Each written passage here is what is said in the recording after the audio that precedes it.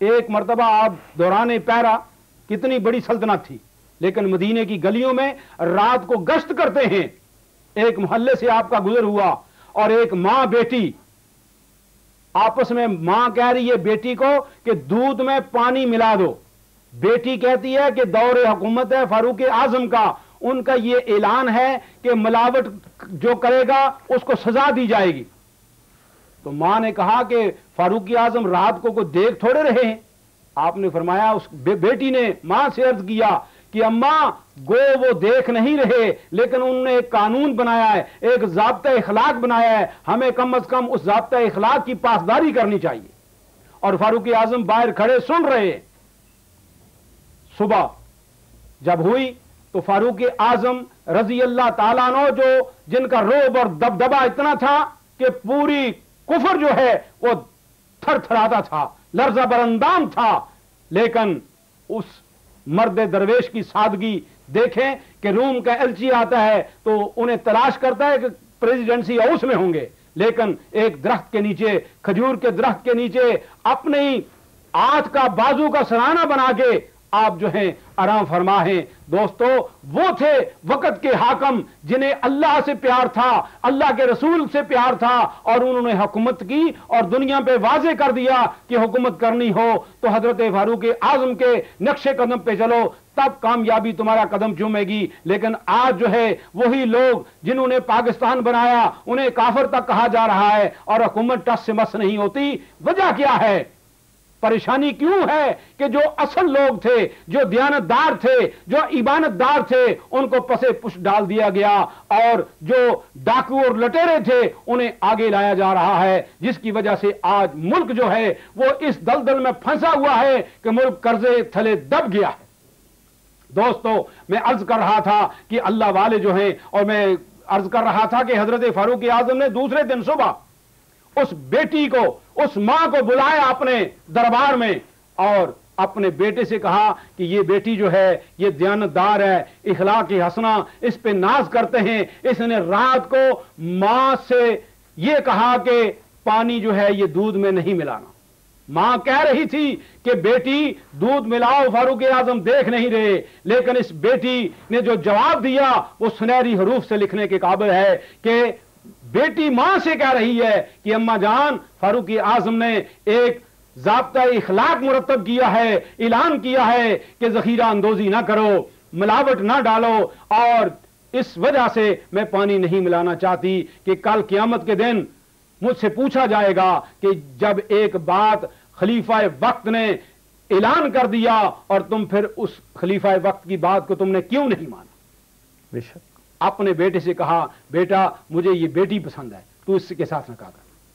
خود حضرت فاروق اعظم نے ایسی دیانتدار بچی کو اپنی بہو بنانے کا شرف حاصل کیا۔ آج وہ دور دیکھیں، میں بھی باپ ہوں، میری اولاد بھی وہ کام نہیں کرتی جو میں چاہتا ہوں کہ کرے۔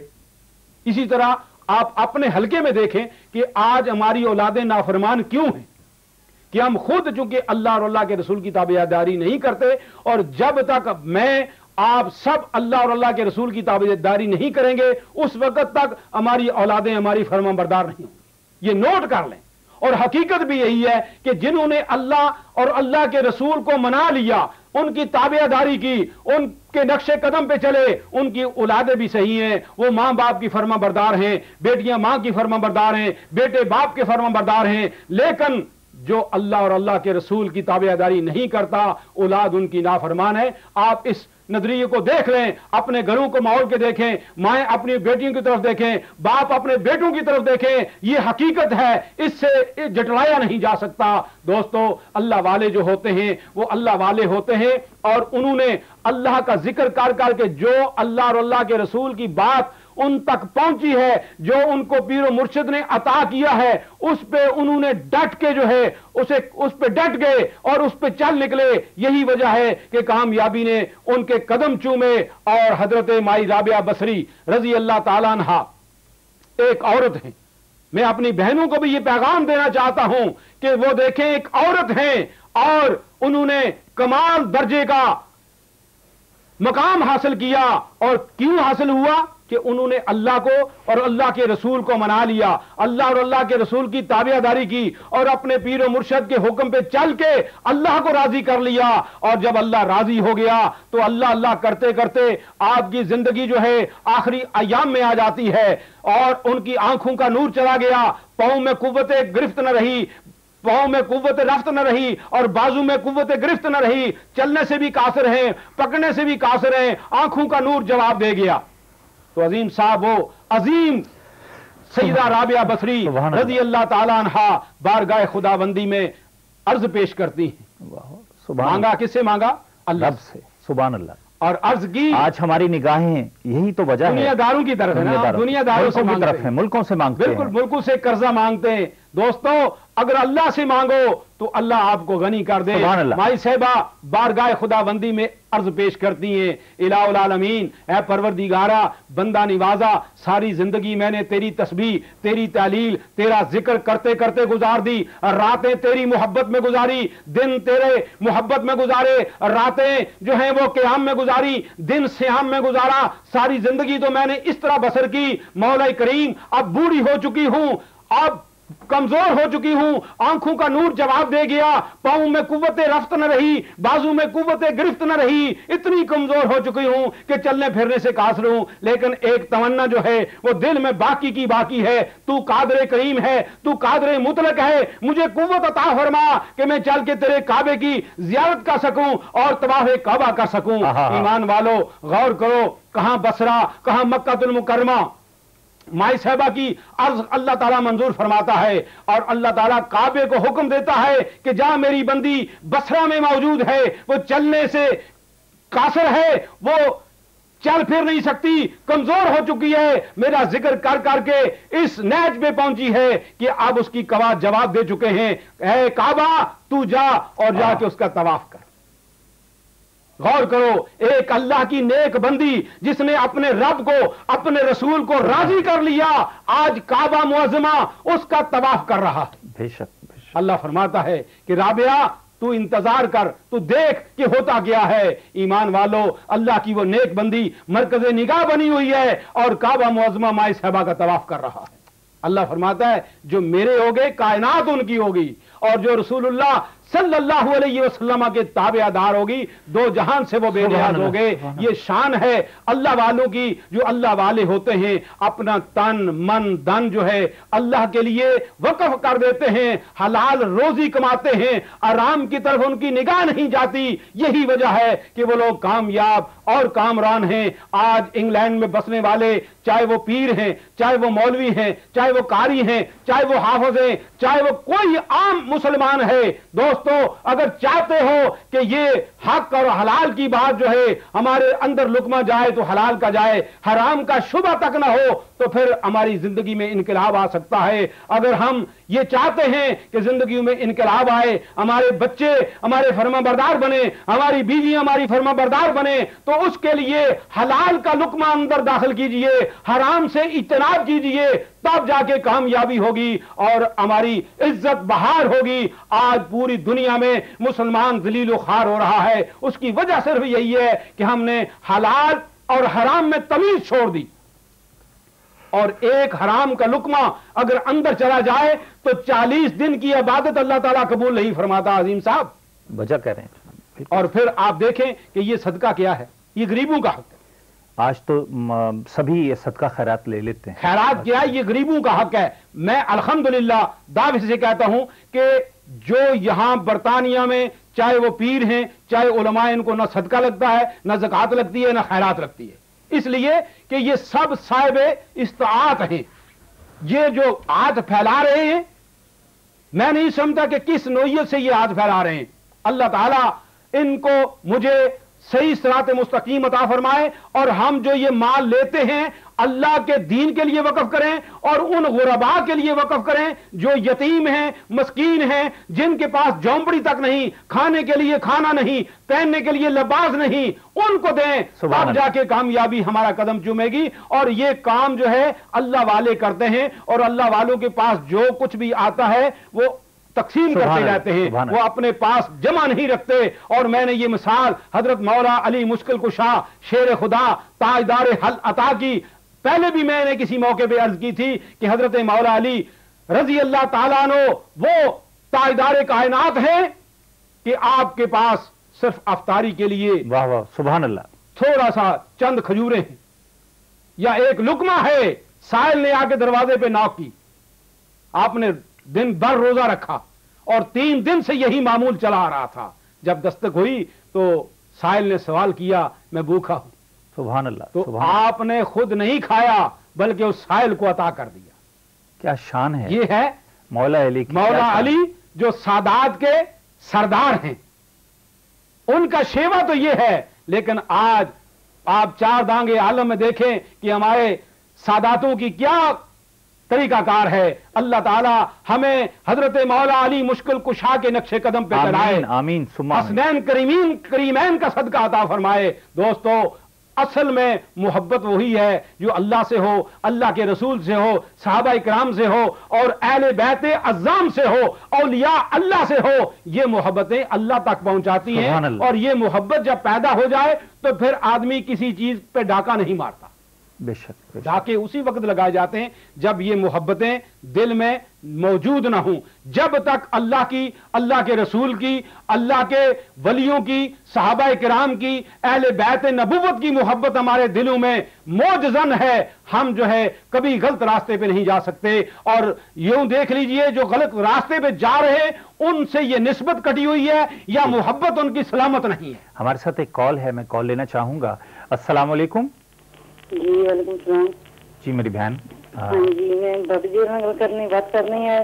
جی میں اپنا نام دسنا چاہیے تو میں بعد میں گل کر سکوں تو میں جی پروگرام کے بعد بھی کر سکتے ہیں جب ہمارا پروگرام، لیکن اگر آپ بات کرنا چاہتے ہیں تو کر لیجیے گا بات. میں نام آپ نام نہ بتائیں. جی نہ بتائیں، آپ بات کریں، تشریف فرمائیں. میری بہن بتائیں. پیر صاحب بات کیجیے. یا اس طرح کریں کہ 15-20 منٹ کے بعد جو ہے وہ اسی نمبر پہ جو ہے فون کریں. جی 15-20 منٹ کے بعد پروگرام جو ہے ختم ہوگا تو پروگرام ختم ہونے کے بعد جو ہے فون کریں تو پھر بات کر لیں گے. جی اسی نمبر پہ کال کیجیے گا. ہاں چلو ٹھیک ہے، آپ کی بات ہو جائے گی پیر صاحب سے. ہاں جی ٹھیک ہے. ٹھیک ہے جی، خدا حافظ. بہت شکریہ، بہت شکریہ آپ نے کال کی. جی پیر صاحب تو میں عرض کر رہا تھا کہ اللہ والے جو ہوتے ہیں وہ نیک صحبتیں اختیار کرتے ہیں اور ان صحبتوں کا یہ اثر ہے. آپ دیکھیں کہ حضرت امام شافعی رحمت اللہ تعالی نے وقت کے امام ہیں، فقہ کے بھی امام ہیں، لیکن اتنا بڑا امام ہونے کے باوجود سیدہ کی بارگاہ میں جاتا ہے اور ان سے روحانیت حاصل کرتا ہے. ان کی محفل میں بیٹھتے ہیں تب جا کے انہیں روحانیت ملتی ہے. آج ہم روحانیت سے خالی کیوں ہیں؟ کہ ہم نے یہ صحبتیں چھوڑ دی، اللہ والوں کے پاس جانا چھوڑ دیا اور محافل ذکر جس سے دل کی دنیا آباد ہوتی ہے اور دل میں جو زنگ لگا ہوا ہمارے دلوں میں یہ زنگ اترتا ہے اللہ کے ذکر سے. آج ہم نے اللہ کا ذکر چھوڑ دیا اور محافل ذکر جو ہیں ان کو چھوڑ دیا، اللہ والوں کی صحبت جو ہے وہ چھوڑ دی اور ہمارے دلوں پہ زنگ آ گیا ہے. اور اس زنگ کے اتارنے کا واحد ذریعہ الا بذکر اللہ تطمئن القلوب. سبحان اللہ. اللہ کے ذکر سے دلوں کو اطمینان ملتا ہے. یہ کٹیا آباد اس وقت ہوتی ہے جب اللہ کا ذکر کیا جائے. یہ بلڈنگوں سے آباد نہیں ہوتا، یہ پاؤنڈوں سے آباد نہیں ہوتا. یہ وقتی طور پہ جو ہے پاؤنڈ مل جاتے ہیں لیکن آخرت برباد ہوتی ہے. اگر ہم چاہتے ہیں کہ اللہ کہ ہاں ہم مقبول ہو جائیں، بارگاہ خدا بندی کے مقبول بن جائیں، تو اس کے لیے ہمیں اللہ کے قریب ہونا پڑے گا. اللہ تعالیٰ مجھے بھی اور آپ سب کو بھی صحیح معنوں میں صراط مستقیم عطا فرمائے اور اپنے اپنے پیر و مرشد کے ارشادات پہ عمل کی توفیق عطا فرمائے اور ہم اللہ والوں کے نقش قدم پہ چل کے اللہ والے بن جائیں، اللہ کی بارگاہ کے مقبول بن جائیں. اللہ تعالیٰ ہم سب کے حال پہ اپنا لطف اور کرم فرمائے. آمین ثم آمین.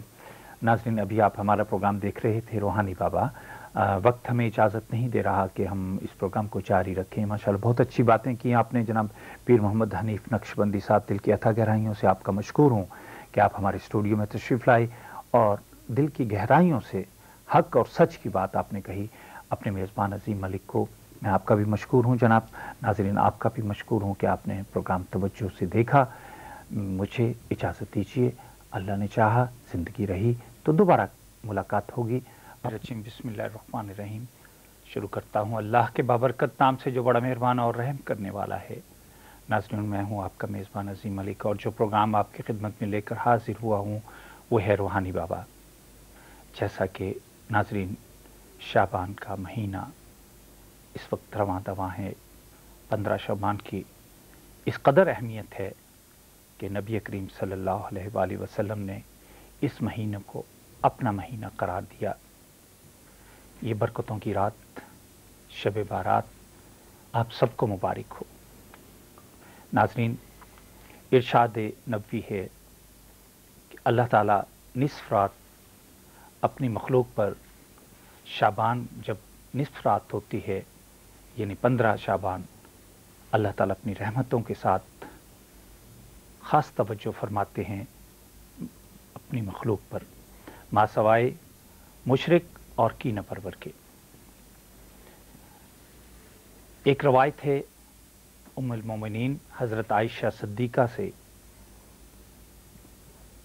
आपके पास जिब्राईल अलैहिस्सलाम आए और 15 शाबान के बारे में बताया कि अल्लाह ताला जहन्नम से इस कदर लोगों को निजात अता करता है जितना कबीला बनु कल्ब की बकरियों के बाल। इससे अंदाज़ा आप लगा सकते हैं कि किस कदर अहमियत है 15 शाबान की। लेकिन साथ के साथ ये भी कहा, मुशरिक की नापरवर, कता रहमी करने वाला, तहमत को टखनों से नीचे बांधने वाला, इन लोगों की बख्शिश नहीं। तो नाज़रीन, कितनी रहमतें हैं इस माह में। शाबान का महीना नबी करीम सल्लल्लाहु अलैहि वसल्लम ने अपना महीना करार दिया और रमज़ान को अल्लाह ताला का महीना करार दिया। इंशाअल्लाह माह रमज़ान भी उसकी आमद है, हमें तैयारी करनी है और इन 2 माह में जितनी भी इबादत की जाएं वो कम है। अल्लाह ताला तौफीक दे तमाम मुसलमानों को कि अल्लाह की रस्सी को मजबूती से थाम लें, क्योंकि ये बाबरकत महीने पूरा साल गुजरने के बाद दोबारा आएंगे और ये भी मालूम नहीं कि किसकी ज़िंदगी बाकी रहेगी और किसकी नहीं रहेगी। फिर पछतावे से कुछ हासिल ना होगा, तो बेहतर ये है इन दोनों महीनों की कदर की जाए। अल्लाह और उसके प्यारे हबीब सल्लल्लाहु अलैहि वसल्लम के ये दोनों महीने शाबान और रमज़ान, इन दोनों की बड़ी अहमियत है। अल्लाह ताला हम सबको ये तौफीक अता फरमाए कि हम अपनी इबादत इस कदर करें कि अल्लाह हम पे राज़ी हो जाए। आमीन सुम्मा आमीन। मेरे साथ आज के प्रोग्राम में, जैसा कि आपको मैंने बताया, रूहानी बाबा प्रोग्राम में हमेशा की तरह आज भी जो हस्ती बेदार मग़ज़, आलिम दीन पीर मोहम्मद हनीफ रज़ा नक्शबंदी तशरीफ़ लाए हैं। मैं दिल की अताकाराइयों से जनाब वाला आपका मशकूर हूँ कि आप हमारे स्टूडियो में तशरीफ़ लाए। बहुत शुक्रिया अज़ीम साहब। नाज़रीन, आप हमें कॉल कर सकते हैं, इनकी मौजूदगी से फ़ायदा उठाइए। अगर कोई मसाला है, रूहानी मसला है, घरेलू मसाला है, दीनी मसाला है, औलाद का नाफरमान होना, जादू टूना, आज के दौर में मुझे इस बात की समझ नहीं आती, हम मुसलमान भी कहलाते हैं और मखलूक खुदा को तंग भी करते हैं, आफात व बलियात के ज़रिए, जादू टूना के ज़रिए मुसीबतों के पहाड़ तोड़ते हैं। ऐसा क्यों करते हैं हम लोग? खुदा सबको हदायत दे, उन लोगों को गुमराही से बचाए। हमारी यही दुआ है सबके लिए जो किसी का बुरा सोचते हैं। कहते हैं जब आप किसी के लिए गड्ढा खोदेंगे तो हो सकता है कि आप भी उसमें गिर सकते हैं। किसी का बुरा सोचने वाला, उसके आगे भी बुराई आ सकती है। तो खुदारा परहेज़ कीजिए इन बातों से, मेरी ये दरख्वास्त है अपने नाज़रीन से। जिस तरह के हमारे प्रोग्राम के पहले सेगमेंट में हम शान औलिया बयान करते हैं, तो मैं जनाब वाला से कहूँगा कि शान औलिया पर गुफ्तगू कीजिएगा। नहमदुहु व नुसल्ली अला रसूलिहिल करीम اما بعد فاعوذ باللہ من الشیطان الرجیم بسم اللہ الرحمن الرحیم الا ان اولیاء اللہ لا خوف علیہم ولا هم یحزنون اما بعد فاعوذ باللہ من الشیطان الرجیم بسم اللہ الرحمن الرحیم ان اللہ وملائکتہ یصلون علی النبی یا ایھا الذین آمنوا صلوا علیہ وسلموا تسلیما اللہم صلی علی سیدنا محمد وعلی آل سیدنا محمد واصحاب سیدنا محمد وبارک وسلم وصلی علیہ الصلاۃ والسلام علیک یا سیدی یا رسول اللہ وعلی آلک واصحابک یا سیدی یا حبیب اللہ۔ میرے نہایت واجب الاحترام ناظرین کرام، السلام علیکم ورحمۃ اللہ وبرکاتہ۔ اللہ تعالیٰ کا لاکھ لاکھ شکر و احسان ہے کہ جس خالق کائنات نے ہمیں انسان بنایا اور اپنے محبوب تاجدار کون و مکان، جان دو عالم، فخر آدم و بنی آدم جناب محمد الرسول اللہ صلی اللہ علیہ وسلم کا امتی بنایا۔ دوستوں اور بزرگوں، یہ سلسلہ شان اولیاء کا پچھلے 3-4 دنوں سے چلا آ رہا ہے اور انشاءاللہ ہم اسے کنٹینیو کریں گے۔ اللہ تعالیٰ نے جو توفیق عطا فرمائی اس کی توفیق کے مطابق اللہ سے یہ عرض کروں گا کہ اللہ تعالیٰ مجھے حق کہنے کی توفیق عطا فرمائے اور مجھ سمیت آپ سب کو حق سننے کی اور اس پہ عمل پیرا ہونے کی توفیق رفیق عطا فرمائے، آمین۔ اللہ والے جو ہیں وہ اللہ والے ہوتے ہیں۔ آپ دیکھیں کہ جو بھی اللہ والا ہے وہ اللہ کی بارگاہ میں ایسا مقبول ہوتا ہے کہ وہ نوافل پڑھ کر اس کی بارگاہ کا مقبول بن جاتا ہے۔ پھر اللہ تعالیٰ خود فرماتا ہے، حدیث قدسی ہے کہ جو میرا بندہ نوافل پڑھ کے ذکر اللہ کر کے میری بارگاہ کا مقبول بن جاتا ہے تو پھر میں اس کے ہاتھ بن جاتا ہوں جس سے وہ پکڑتا ہے، پھر میں اس کے پاؤں بن جاتا ہوں جن سے وہ چلتا ہے، پھر میں اس کے کان بن جاتا ہوں جن سے وہ سنتا ہے، پھر میں اس کی آنکھ بن جاتا ہوں جس سے وہ دیکھتا ہے۔ دوستو، یہ قرب خداوندی کا نتیجہ ہے۔ جب اللہ کا بندہ اللہ کا قرب حاصل کر لیتا ہے تو پھر یوں سمجھیے کہ وہ اتنا قریب ہو جاتا ہے اللہ کے کہ اللہ تعالیٰ خود فرماتا ہے کہ میں اس کے ہاتھ بن جاتا ہوں، اس کے پاؤں بن جاتا ہوں اور اس کی زبان بن جاتا ہوں، اس کے کان بن جاتا ہوں اور اس کی آنکھیں بن جاتا ہوں، اور جن آنکھوں سے وہ دیکھتا ہے یہی وجہ ہے کہ اللہ والے جو ہیں وہ حق بات کہتے ہیں، وہ کبھی دائیں بائیں کی باتیں نہیں کرتے۔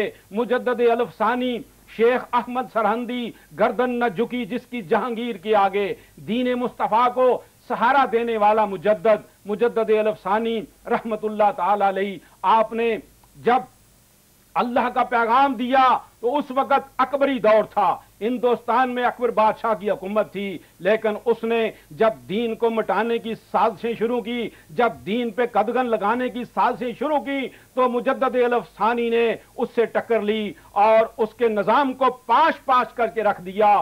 انہوں نے یہ نہیں سوچا کہ میں یک اور تنہا ہوں، اکیلا ہوں، ایک طرف پوری فوج ہے، ایک طرف پوری سلطنت ہے، دنیا ایک طرف ہے اور ایک طرف اللہ کا ولی ہے، لیکن آپ نے حق ادا کر دیا، دین کی شمع کو ایسا روشن کیا کہ آج دنیا مجدد الف ثانی پہ ناز کرتی ہے، اور اقبال کو بھی اسی لیے یہ کہنا پڑا کہ اس مرد کلندر کی گردن جو ہے وہ جہانگیر کے آگے نہیں جھکی، اکبر بادشاہ کے آگے نہیں جھکی، اس کی گردن جھکتی ہے تو اللہ کے آگے جھکتی ہے۔ جب جہانگیر نے کہا کہ اس نے ایک دروازہ ایسا بنا دیا جس سے سکڑ کر نیچے ہو کے گزرنا پڑتا تھا، کیونکہ اس کا مقصد یہ تھا کہ مجدد الف ثانی سجدہ تعظیمی بجا لائیں، لیکن اللہ کا ولی کسی بادشاہ کے آگے نہیں جھکتا، کسی غیر کے آگے نہیں جھکتا۔ کیوں؟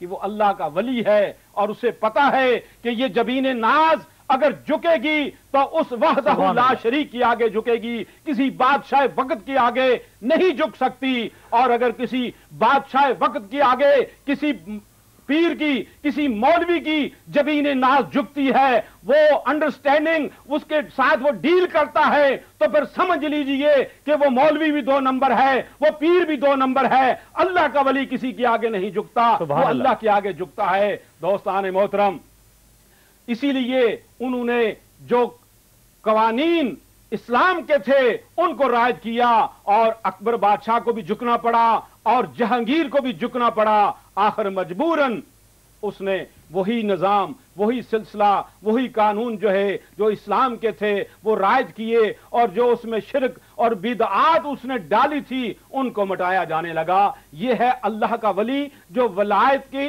ताजदार कहलाते हैं। जो वली होते हैं वो अल्लाह के दीन की हमायत करते हैं, अल्लाह के दीन पे चलते हैं और लोगों को उस रास्ते पे चलाते हैं, तब जाके वो बारगाह खुदाबंदी के मकबूल बनते हैं। आज हमने शरीयत और तरीकत को इलादा समझ लिया है, लेकिन याद रखो तरीकत शरीयत से इलादा नहीं, शरीयत तरीकत से इलादा नहीं। आप देखें कि सूफिया इकराम ने शरीयत और तरीकत को जो है वो एक समझा। शरीयत जो है वो शारे आम है, यूं समझ लीजिए कि वो बहुत बड़ी सड़क है, वो सिरात मुस्तकीम है, और तरीकत उसकी ब्रांच है जो उससे ज्वाइन होती है। उससे अगर कट जाएंगे तो शरीयत पे अमल पैरा होना मुश्किल हो जाएगा। दोस्तों, जब तक शरीयत और तरीकत साथ साथ चलते रहे उस वक्त तक कोई गुमराह नहीं फैली, कोई जो है डंडी नहीं किसी ने मारी। जब से इन दोनों चीजों को, दीन को और तरीकत को, शरीयत को इलादा कर दिया गया, तो फिर उसमें उलमाए सू पैदा हुए और उन्होंने बीच का रास्ता निकाला जो दीन से दूरी का रास्ता था, जो दीन से हट जाने का रास्ता था। यही वजह है कि उलमाए किराम ने, जो उलमाए हक थे और जो वली कामल थे, उन्होंने इस पर स्टैंड लिया और सिरात मुस्तकीम जो है अवामुन नास को दिखाई। और मुजद्दिद अलफ़सानी रहमतुल्लाह ताला अलैह जब उस दरवाजे से गुजरने लगे तो सबसे पहले आपने पांव अंदर किए, ताकि सिर को अगर अंदर करते तो सिर झुकता हुआ नजर आता। पांव अंदर किए, ऐसे गुजरे कि सर जो है वो झुका हुआ नजर नहीं आया। जब जहांगीर ने पूछा तो आपने फरमाया कि ये जबीन नाज जो है अगर झुकेगी तो उस वहदहू ला शरीक के आगे झुकेगी। उसने फिर आपको ग्वालियर के किले में बंद कर दिया। आप जेल में हैं, लेकिन जेल में जितने कैदी हैं उस अल्लाह के वली ने, उस मर्द कलंदर ने, उस रूह के ताजदार वली ने जितने कैदी थे सबको इस्लाम की तबलीग की, तरीकत और शरीयत समझाई, वो सब के सब मुसलमान हो जाते हैं और आपके मुरीद बन जाते हैं। जब मुरीद बनते हैं तो ग्वालियर के किले से जो है वो एक आवाज उठती है, ला इलाहा इल्लल्लाह मुहम्मदुर रसूलुल्लाह की। आपको जब नबी करीम सल्लल्लाहु अलैहि वसल्लम ख्वाब में आए, जहांगीर तूने मेरे बंदे को कैद में बंद कर दिया है। रात को ख्वाब आती है जहांगीर को, ख्वाब में सरकार ने जब ये फरमाया तो सुबह उठ के जहांगीर ने हजरत मुजद्दिद अलफ़सानी रहमतुल्लाह ताला अलैह को कैद से रहाई का परवाना जो है वो भेजा। आपने फरमाया उस वक्त तक मुजद्दिद अलफ़सानी जो है